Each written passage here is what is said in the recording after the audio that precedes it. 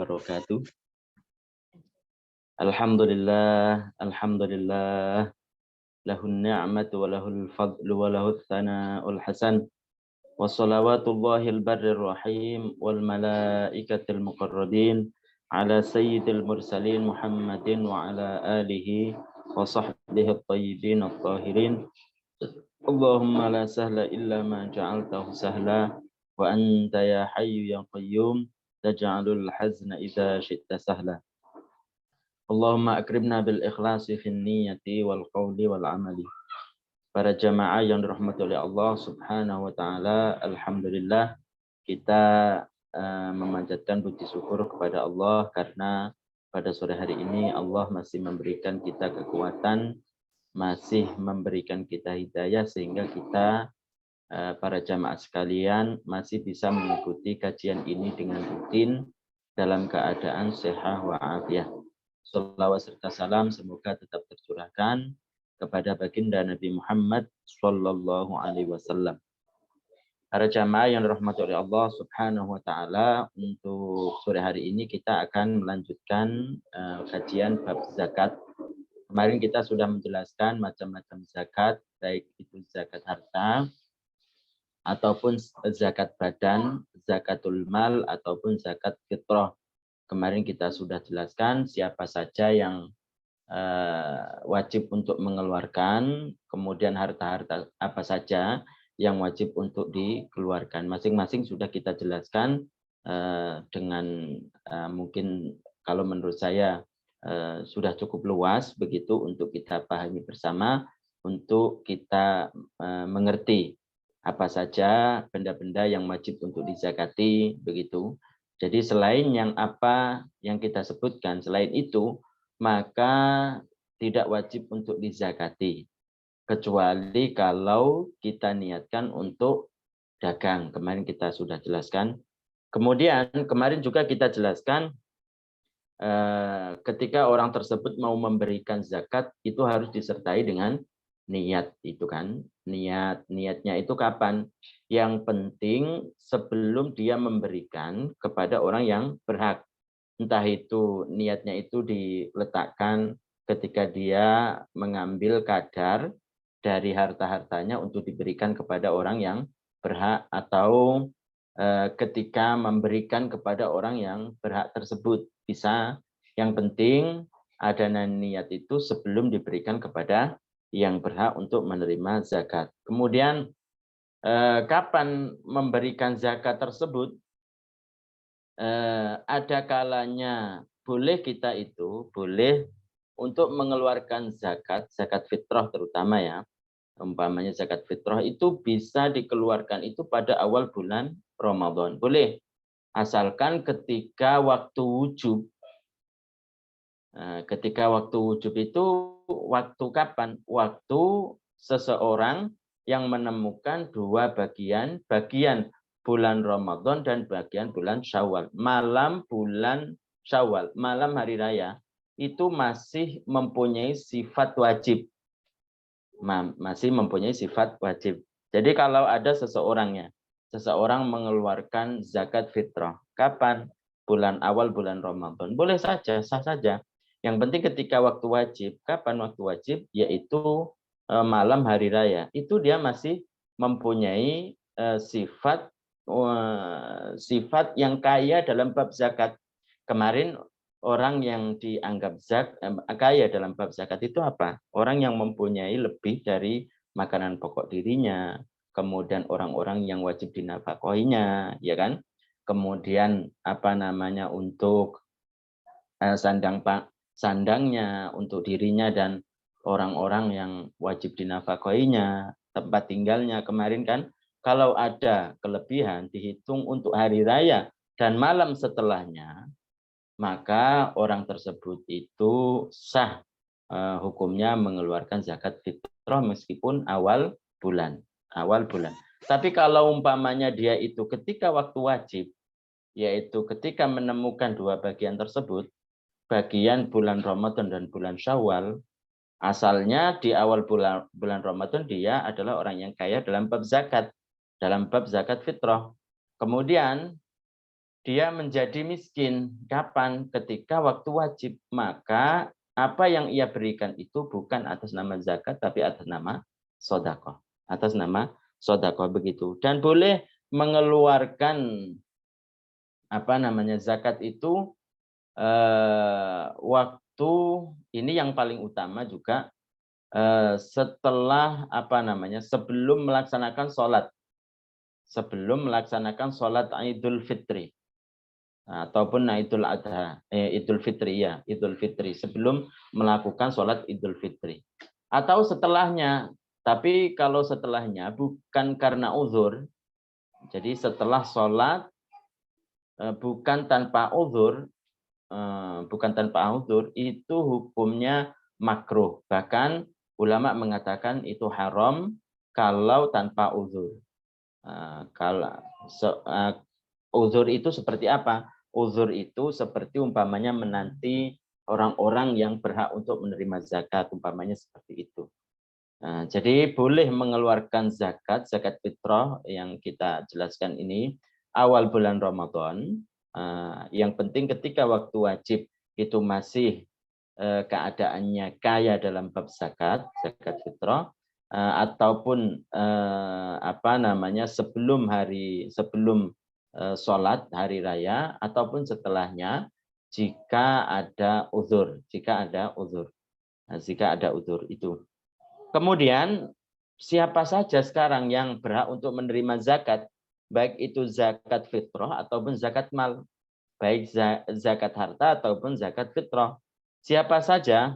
Di sini jelaskan zakat wajib disalurkan kepada orang-orang yang ada di baladul mal, tempat harta berada di antara 8 golongan. Jadi wajib untuk diberikan kepada daerah harta. Jadi umpamanya hartanya itu di daerah Jakarta, maka harus diberikan kepada orang-orang yang 8 golongan itu ada di daerah Jakarta. Begitu. 8 golongan, hanya 8 golongan, karena sesuai dengan ayat Al-Quran, innamas shadaqatu lil fuqara'i wal masakin wal 'amilina 'alaiha wal mu'allafati qulubuhum wa fir riqabi wal gharimina wa fi sabilillahi wa ibnis sabil. Innamas shadaqatu, jadi shadaqat di sini maksudnya shadaqah adalah shadaqah wajibah, yaitu zakat. Innamas shadaqatu lil fuqara, hanya diberikan pertama untuk orang yang fakir. Untuk orang yang fakir. Siapa orang yang fakir itu? Orang yang tidak mempunyai apa-apa dan tidak menjadi tanggungan orang lain. Tidak mempunyai harta, parah pokoknya orangnya itu. Ataupun dia mempunyai tapi kepunyaannya tersebut atau pemasukannya itu di bawah setengah dari keperluannya, kurang dari separuh keperluannya. Dia pingin 10 sehari, 10.000. Yang ia dapatkan hanya 4.000. Dan dia tidak menjadi tanggungan kewajiban orang lain. Seperti umpamanya seorang bapak. Seorang bapak itu kan, ataupun seorang ibu, dikatakan fakir dan wajib bagi anak untuk menafkahinya jika anak tersebut mampu, kalau si bapak itu fakir. Kalau dia itu fakir meskipun dia mampu untuk kerja, maka wajib bagi seorang anak untuk menafkahinya kalau dia mampu. Lah, kalau wajib untuk dinafkahinya berarti apa? Berarti ada di kendali atau ada di tanggungan bapak tersebut, ada di tanggungan seorang anak. Berarti kalau menjadi tanggungan anak, berarti nanti itu keperluannya itu adalah anak tersebut yang memberikannya. Berarti dia masih ada orang yang menanggungnya.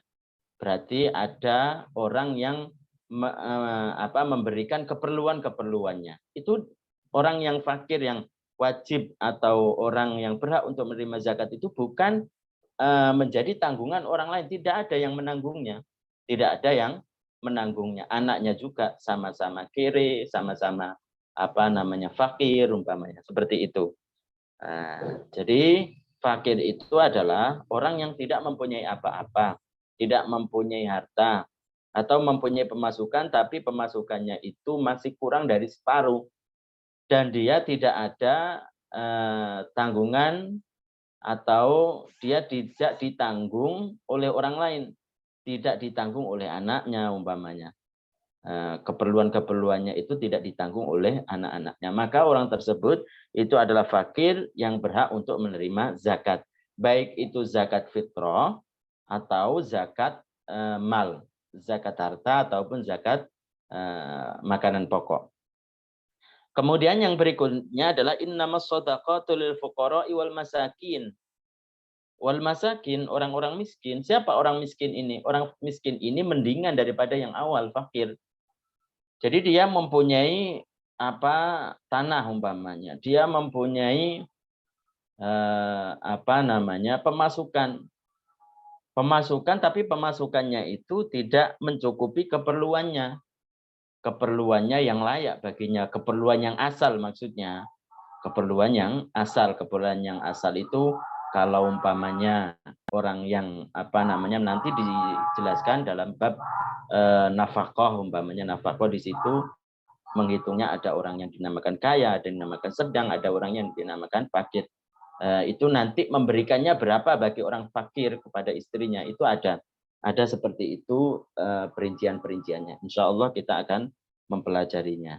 Jadi orang yang miskin tersebut itu lebih mendingan daripada orang yang fakir, tapi tetap pemasukannya itu tidak cukup untuk keperluannya, keperluan yang asal, keperluan yang wajar. Tapi di atas separuh, lebih dari separuh keperluannya. Kayak seperti umpamanya dia sehari itu membutuhkan 10.000, yang ia dapatkan hanya 8.000, yang dia dapatkan 7.000, tapi kan lebih separuh.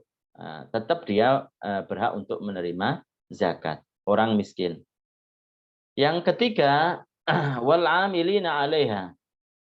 Amil, orang yang bekerja untuk yang berkaitan dengan zakat. Orang yang membagi zakat, orang yang mencatat zakat, itu kan amil itu semuanya. Orang yang meneliti siapa orang-orang yang berhak. Kan seharusnya kan begitu. Jadi amil itu adalah kayak semacam institusi.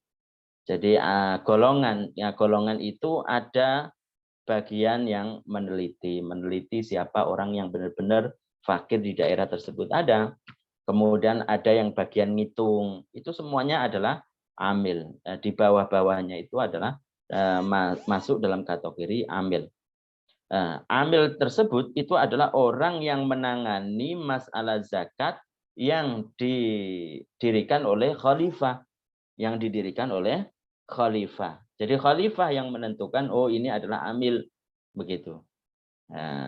Jadi begitu kalau umpamanya didirikan oleh khalifah, maka dia adalah statusnya amil. Kalau sekarang kita kan nggak ada khalifah.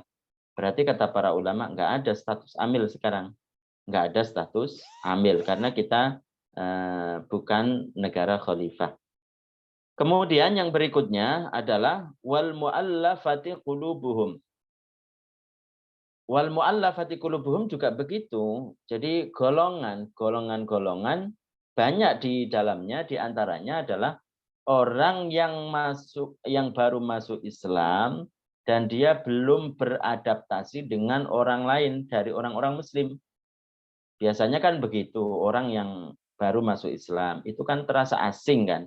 Asing, tetangganya semua muslim begitu kan. Terasa sendiri, belum beradaptasi dengan orang muslim yang lain. Orang yang seperti ini maka berhak untuk menerima zakat. Maka berhak untuk menerima zakat. Itu. Salah satunya adalah orang yang baru masuk Islam dan dia belum beradaptasi dengan orang-orang Islam yang lain. Itu salah satunya, masih banyak.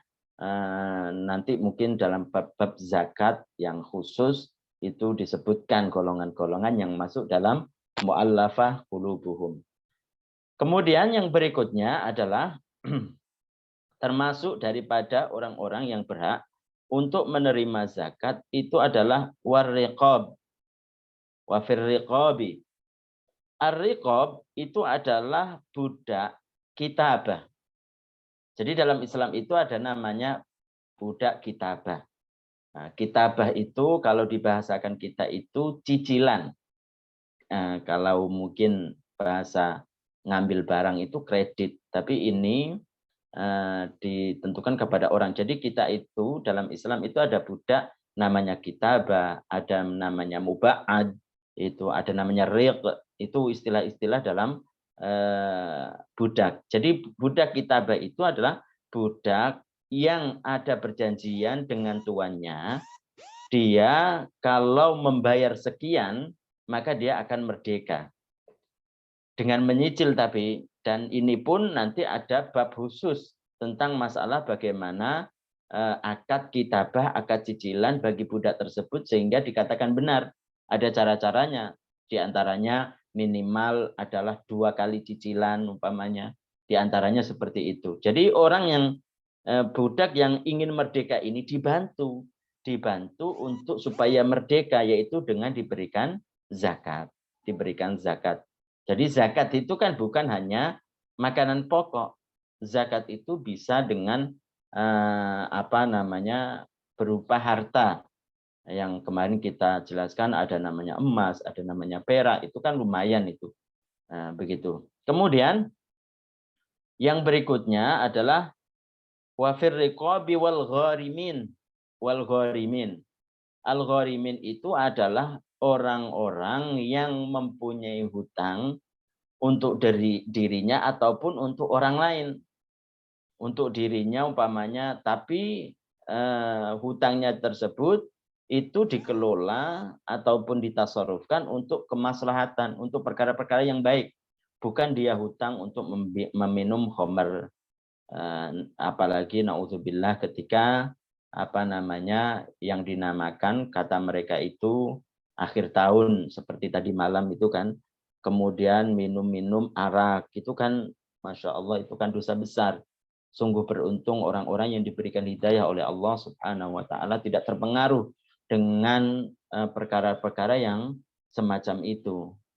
Dia lebih baik mengaji seperti ini. Ini kan merupakan hidayah dari Allah Subhanahu wa Ta'ala. Allah memberikan kekuatan kepada kita, menggerakkan hati kita untuk selalu belajar, untuk selalu berbuat kebaikan. Kita bayangkan saja orang-orang yang ada di sekitar kita atau orang-orang yang ada di sana, itu kan banyak berpoya-poya, minum arak dan lain sebagainya untuk memperingati kata mereka itu adalah akhir tahun.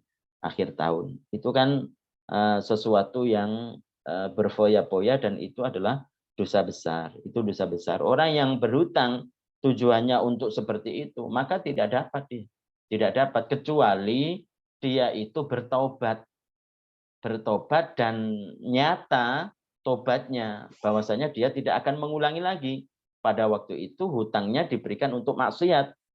Dia minum khamr, dibelikan untuk minum khamr, minum arak ataupun untuk berjudi, tapi dia apa? Dia bertaubat, nyata tobatnya tersebut, maka juga berhak untuk menerima zakat.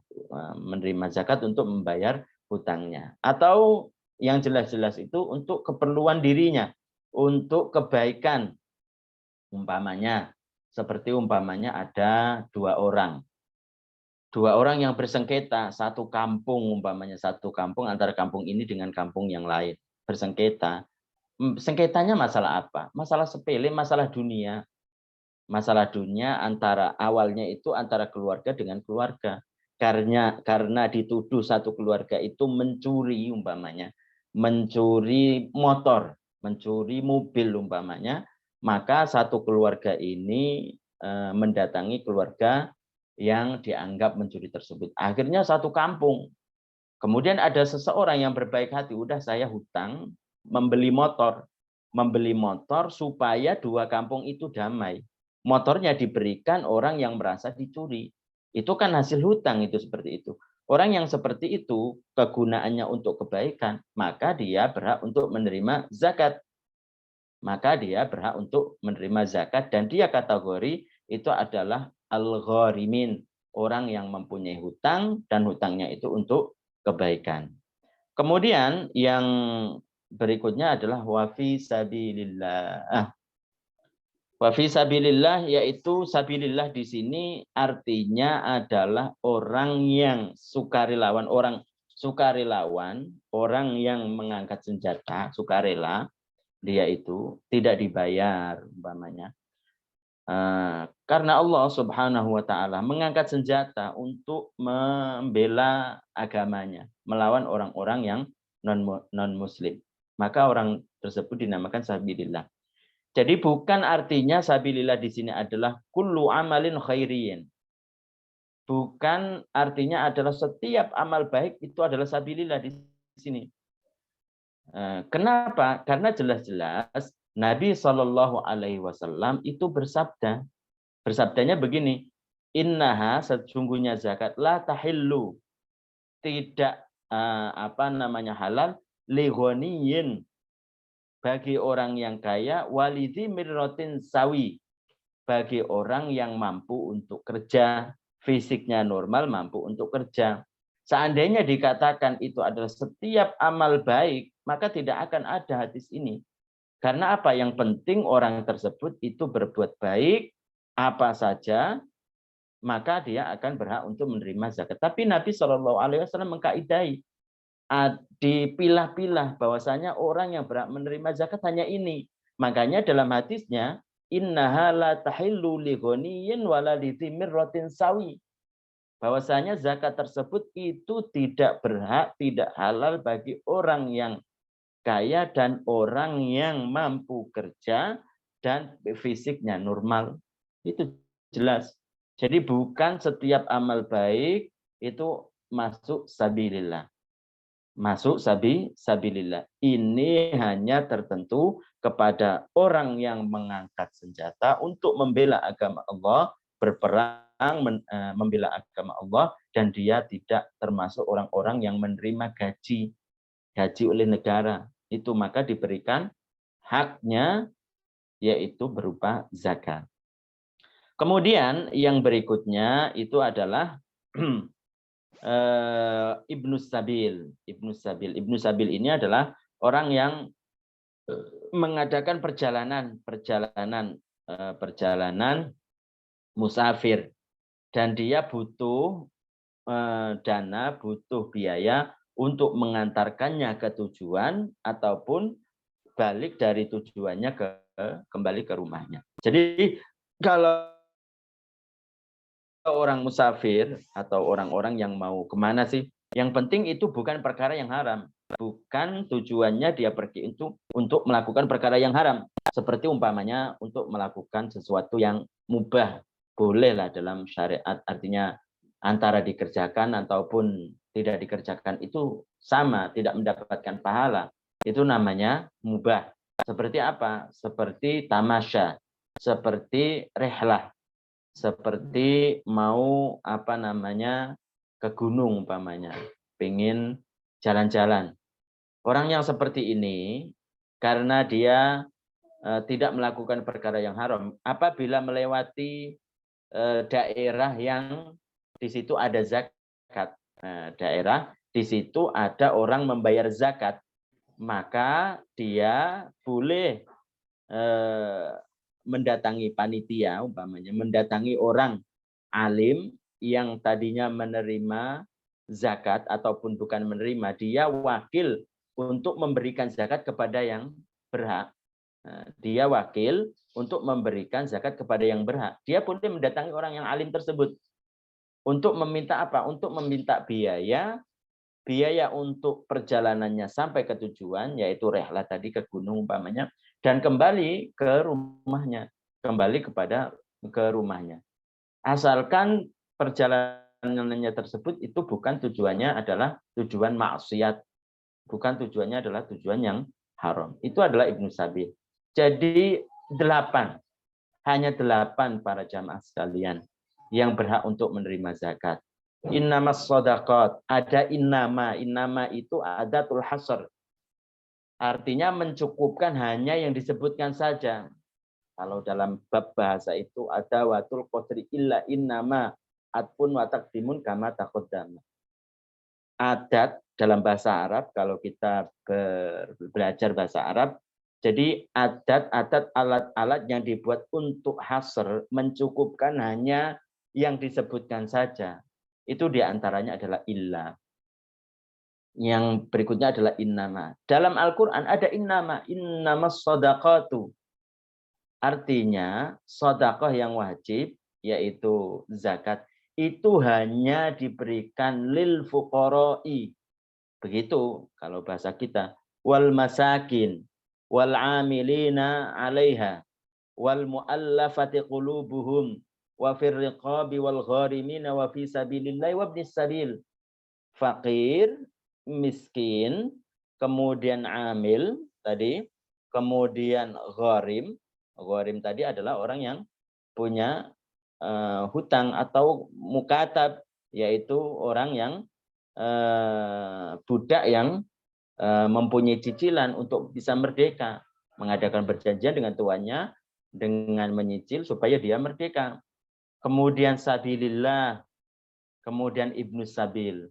Sabilillah orang yang mengangkat senjata untuk membela agama Allah, dan orang yang melakukan perjalanan bukan untuk maksiat. Hanya itu. Jadi tidak boleh seseorang tersebut itu memberikan zakatnya itu untuk masjid, atas nama masjid. Atas nama dia itu adalah sabilillah. Sabilillah yaitu jalan kebaikan. Atas nama itu tidak boleh. Tidak boleh seseorang itu memberikan zakat untuk apa? Untuk membangun jalan. Atas nama apa? Atas nama sabilillah. Atas nama sabilillah. Yaitu apa? Jalan kebaikan. Karena sabilillah itu kita katakan hanya ditentukan kepada orang-orang yang mengangkat senjata untuk membela agama Allah Subhanahu wa ta'ala. Kalau dikatakan sekali lagi, sabilillah itu setiap perkara yang baik, niscaya Nabi SAW tidak mengatakan itu tadi. Innaha la tahillu li ghaniyin wala li dhimirratin sawi. Atau dalam riwayat lain, fa innaha laisa fiha li ghaniyin wala li qawiyin muktasib. Kalau dalam hadis lain kan. Jadi zakat tersebut bukan untuk orang yang kaya, orang yang mempunyai pekerjaan. Orang yang mempunyai pekerjaan dan mencukupi pekerjaan tersebut untuk biaya hidupnya. Maka tidak akan, itu kan perkara baik itu. Kalau kita katakan bahwasanya itu adalah sabilillah, itu adalah setiap perkara yang baik. Maka orang yang bekerja pun bekerja, kemudian dia dengan atas nama apa umpamanya, bukan kerja tapi umpamanya atas nama membangun rumah. Membangun rumah tujuannya apa? Di situ kan ada sholat. Berarti itu adalah amal kebaikan. Berarti boleh dong. Nah, berarti itu kan seperti itu bisa. Iya kan? Berarti bisa seperti itu. Berarti bisa digunakan untuk setiap perkara yang baik, membangun rumah dan lain sebagainya. Berarti tidak sesuai dengan sabda Nabi Muhammad Sallallahu Alaihi Wasallam. Jadi sekali lagi, sabilillah itu hanya tertentu kepada sukarelawan yang membela agama Allah Subhanahu wa Ta'ala. Dan lagi dalam Al-Quran disebutkan dalam hadis Nabi Sallallahu Alaihi Wasallam lagi disebutkan inna rijalan yatakhawaduna fi malillahi bighairi haqqin falahumun naru yaumal qiyamah. Sesungguhnya orang-orang yang memakan harta Allah tidak dengan jalan yang benar, maka dia akan dimasukkan neraka Allah Subhanahu wa Ta'ala di hari kiamat. Begitu. Seandainya sabilillah itu ditujukan untuk semua kebaikan, semua atas nama kebaikan masuk, niscaya orang-orang yang ingin membangun rumah itu kan juga baik, membangun dapur itu kan baik, itu membeli motor untuk mengaji itu kan baik, berarti kan tidak ada kait, tidak ada kaidah, masuk untuk setiap perkara yang baik atas nama sabilillah. Berarti apa? Berarti tidak sama seperti apa yang disabdakan oleh Nabi Muhammad Sallallahu Alaihi Wasallam. Itu supaya kita pahami bersama bahwasanya zakat itu dari barang yang tertentu, kemudian dari orang-orang yang tertentu yang sudah mencukupi dan ditasarrufkan, diberikan kepada orang-orang yang tertentu. Jadi semuanya itu ada ketentuannya para jamaah sekalian. Para jamaah sekalian, mungkin itu saja untuk yang kita bisa jelaskan, meskipun tidak terlalu panjang lebar. Semoga ini bermanfaat bagi kita sekalian. Semoga kita faham tentang bab-bab zakat. Amin, amin. Ya Rabbal Alamin. Sebelum kita akhiri, mungkin dari para jamaah sekalian, ada yang mau bertanya, silahkan.